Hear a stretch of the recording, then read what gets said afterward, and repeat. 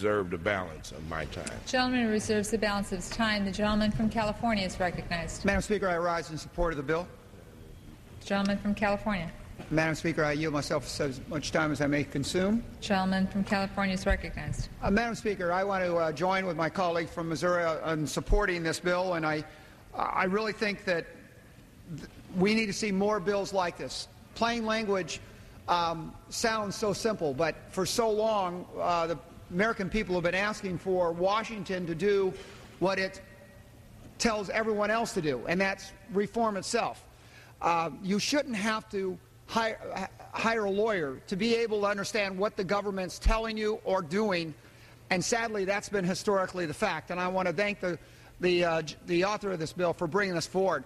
And I hope that this is the beginning of the melting of the gridlock of always trying to not change the way Washington operates. I hope this is the beginning of saying, before we ask the private citizens to change the way they live, their lifestyle, the way they act, before we start asking the private sector to reform their way of operation, we should lead through example by changing the way Washington operates and the way the federal government relates not just to its services but to its constituency. And I think this bill does that.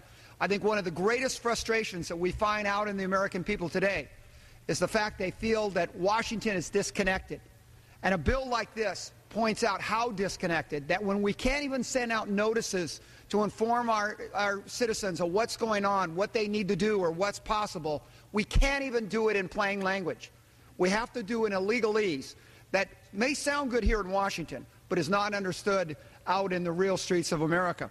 So I ask my colleagues again to use this as an example of just the first of many.